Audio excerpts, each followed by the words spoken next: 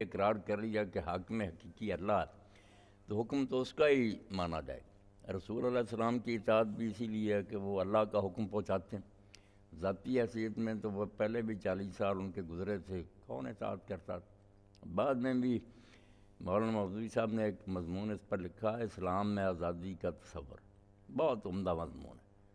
ہے تو بڑا نازک سی بات اس میں بیان کی ہے کہ رسول میں چونکہ بیک وقت دو باتیں جمع ہوتی ہیں، وہ بشر بھی ہوتا، اپنی طرف سے بھی کچھ باتیں کہتا، کچھ اللہ کا کلام ہوتا جو اس پر نازل ہوتا۔ اب یہ فرق کرنے کے لیے لوگوں کے پاس تو کوئی پیمانہ نہیں ہوتا کہ کون سی بات یہ اپنی طرف سے کہہ رہے ہیں، کون سی اللہ کی طرف سے کہہ رہے ہیں۔ یہ ان کی دیانتداری کی حد ہوتی ہے کہ وہ خود ہی لکیر کھینچ دیتے کہ یہ میں اپنی رائے دے رہا ہوں، آپ لوگ چاہیں مانیں چاہیں اس کے مقابلے میں اپنی بات کہیں۔ یہ ٹریننگ بھی وہ ایسی دیتا ہے کہ اسی وجہ سے لوگ بعد میں بڑے بڑے حکمرانوں کے سامنے کھڑے ہو کر کہہ دیتے کہ آپ یہ بات کیوں کہہ رہے ہیں، ہم نہیں مانیں گے۔ یہ جرأت اسی لیے پیدا ہوتی کہ خود رسول جس کے لوگ فدائی ہوتے ہیں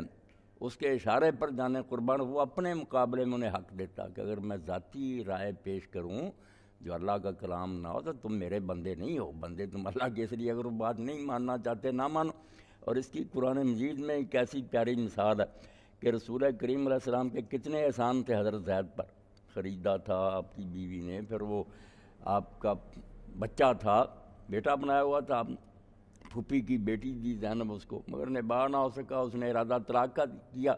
حضور نے کہا ہم سے کہا کا زوجہ کو واتق اللہ، بیوی کو رکھے رکھ، اللہ سے ڈر، مگر اس نے طلاق دے دی۔ نہ اللہ ناراض ہوا نہ رسول ہوا، قرآن نے الٹا اس کا اس طرح ذکر کیا کہ اللہ کا بھی اس پر انعام ہے اور رسول کا بھی احسان ہے اس پر، اچھے لفظوں میں یاد کیا۔ پورے قرآن مجید میں کسی کا نام نہیں آیا صحابی کا سوائے اس حضرت زید رضی اللہ عنہ، حالانکہ اس نے بظاہر حضور کی نافرمانی کی، مگر وہ بشر کی نافرمانی تھی۔ حضور کا مشورہ تھا ایک سرپرست کی حیثیت سے، نہیں مانا۔ اگر وہ حکم خداوندی ہوتا اور اس کا وہ انکار کر دیتا پھر تو اسلام سے ہی نکل جاتا۔ اس سے بڑھ کر دیکھیں کہ بریرہ رضی اللہ تعالیٰ عنہ ایک لونڈی تھی، اس کے مالک جو تھے ان سے حضرت عائشہ رضی اللہ تعالیٰ نے خرید کر اسے آزاد کر دیا۔ اب شریعت کی روح سے اس کو حق حاصل ہو گیا، اس کا خاوند تھا، وہ غلام تھا۔ جب یہ آزاد ہوگی تو خیار العتق شریعت میں ہے کہ آزاد ہونے کے بعد لونڈی کو حق ہو جاتا، اسٹیٹس اس کا بدل گیا، وہ پہلے خاوند کے ساتھ نکاح اپنا رکھے جو غلامی کے ساتھ ہوا یا اس کو رد کر دے۔ اب یہ اختیار جب بریرہ کو حاصل ہوا تو مغیث خاوند کا نام تھا، وہ بیچارہ روتا پھرتا تھا پیچھے پیچھے کہ میرے ساتھ نکاح رکھ، مگر یہ نہیں مانتی تھی کہ نہیں میں آزاد ہو گئی، اب میں تیرے ساتھ نہیں نکاح رکھوں، کسی اور کے ساتھ کروں۔ معاملہ خود رسول کریم علیہ السلام تک پہنچا، کتنی آزادی دی حضور نے، اور یہ اتنا بڑا احسان اور دیانت کی حد ہے کہ آپ کہہ دیتے نہیں یہ میری رائے ہے، یہ اللہ کا حکم نہیں۔ جب بریرہ سے آپ نے کہا کہ بریرہ مغیث کے ساتھ وہ اپنا نکاح رہنے دے، وہ بیچارہ روتا پھرتا، آنسو بہتے ہیں اس کے گلیوں میں پیچھے پیچھے پھر رہا،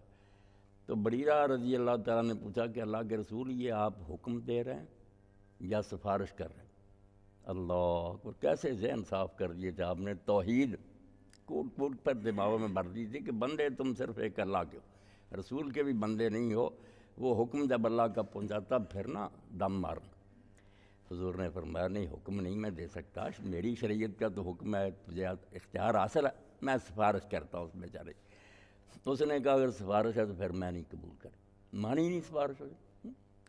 تو یہ مضمون پڑھنے کے قابل ہے جو پھر مولانا لکھا کہ یہ بنو امیہ اور بنو عباس کا احسان ہے مسلمانوں پر کہ زور و زر کے ذریعے تلوار سے بھی اور پیسے دے کر بھی لوگوں کی زبانیں بند کر دیں، اور اب یہ حالت ہو گئی کہ غیر ملکوں میں کوئی آزادی ریاض صاحب نظر آتی ہے کہ لوگ ان کے ملکوں میں بش کو بلیر کو کھلے چونکوں میں برا کہہ رہے ہیں، ہمارے یہاں نہیں، ہمارے گلے انہوں نے گھونٹ رکھے ہیں، بولنے نہیں دیتے۔ وہ امت جو نبی کے مقابلہ میں کھڑی ہو جاتی تھی کہ اگر آپ کی رائے ہے تو ہم نہیں مانیں گے۔ جنگ خندق پر کیا ہوا کہ رسول کریم علیہ السلام نے معاہدہ کر لیا بنو غطفان قبیلے کے ساتھ، وہ بھی ابو سفیان کے ساتھ آئے، مہینہ مدینے کا محاصرہ رہا، جان بلغت القلوب الحناجرہ، گلے میں جانیں آ گئیں، مسلمان بیچارے مرنے پر آ گئے۔ حضور نے لوگوں کی تنگی دیکھ کر بنو غطفان کے سرداروں سے خفیہ یہ معاہدہ کیا کہ تم ابو سفیان کا ساتھ چھوڑ دو، معاہدہ یہ اٹھا رہا معاشرہ، ہم مدینے کی پیداوار جو ہے نا کھجوروں کی، تیسرا حصہ اس کا تمہیں گھر پہنچا دیا کریں۔ بات طے ہوگی، لکھا پڑھی ہوگی، تو رسول کریم علیہ السلام نے فرمایا کہ بات تو میں نے کر لی ہے، مگر یہ معاہدہ اسی وقت پختہ ہوگا جب مدینے والے منظوری دیں گے، باغ تو ان کے۔ تو سرداروں کو بلایا، سعد بن عبادہ کو، سعد بن معاذ کو رضی اللہ عنہ، آپ نے کہا یہ بات، تو انہوں نے کہا اللہ کے رسول اگر تو وہی ہے، اللہ کے حکم سے آپ کر رہے ہیں، تو پھر ہم سے پوچھنے کی کیا ضرورت ہے، ہم جان و مال آپ کے ہاتھ پر بیچ چکے، اور اگر آپ صرف ہماری تنگی کی وجہ سے ایسا کر رہے ہیں نا کہ یہ بیچارے گھبرا نہ گئے ہوں کہ کس مصیبت میں ہم حضور کو یہاں لا کر پھنس گئے کہ شہر تو تباہ ہونے کے قریب ہے، تو پھر جب ہم کافر تھے اس زمانہ میں بھی یہ ذلت ہم نے قبول نہیں کی کہ ایک کھجور کسی کو خراج کے طور پر دی ہو۔ اب تو ہم اسلام لائیں اور آپ کہتے ہیں کہ اگر مر جاؤ گے جنت ہے،